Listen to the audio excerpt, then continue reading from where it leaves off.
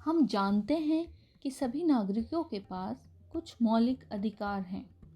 इन सभी मौलिक अधिकारों की सुरक्षा की जिम्मेदारी राज्य की है। साथ साथ राज्य की यह भी जिम्मेदारी है कि राज्य सभी नागरिकों के विकास और कल्याण के लिए काम करे। यहाँ राज्य का मतलब देश के अलग अलग राज्यों जैसे राजस्थान, महाराष्ट्र आदि से नहीं है। यहाँ राज्य का मतलब देश के पूरे तंत्र को चलाने वाली व्यवस्था से है।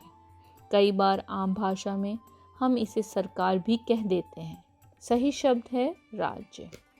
राज्य के 3 अंग होते हैं: विधायिका, कार्यपालिका और न्यायपालिका। विधायिका यानी वो जो कानून बनाती है और उसमें बदलाव लाती है।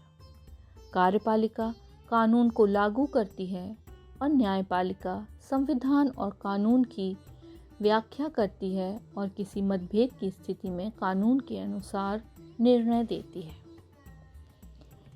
तीनों ही अंग के अलग अलग काम और जिम्मेदारियां हैं। राज्य की यह तंत्र व्यवस्था केंद्र स्तर पर भी है और अलग अलग राज्यों के स्तर पर भी है।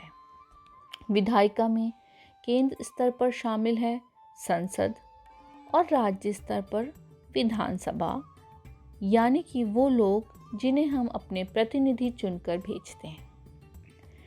कार्यपालिका में केंद्र स्तर पर शामिल हैं प्रधानमंत्री, केंद्रीय मंत्रिमंडल और सभी केंद्रीय विभाग, और राज्य स्तर पर इसमें मुख्यमंत्री, मंत्रिमंडल और राज्य स्तरीय सभी विभाग शामिल हैं। साथ ही तालुका और जिला स्तर के विभाग भी राज्य स्तर पर शामिल हैं। न्यायपालिका में केंद्र स्तर पर सर्वोच्च न्यायालय और राज्यों के स्तर पर उच्च न्यायालय के साथ साथ जिला स्तर पर स्थित न्यायालय भी इसमें शामिल हैं।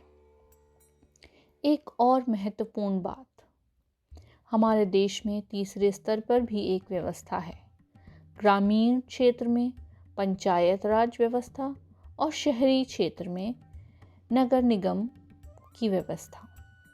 ज़मीनी स्तर पर सुचारू रूप से काम करने के लिए तीनों प्रकार की कुछ शक्तियाँ इनको दी गई हैं।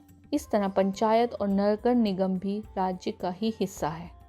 संविधान द्वारा राज्य की जिम्मेदारियां और शक्तियां बटी हुई हैं, जिससे कि वो एक दूसरे के साथ मिलकर और एक दूसरे पर नज़र रखते हुए बेहतर तरीके से काम कर सकें।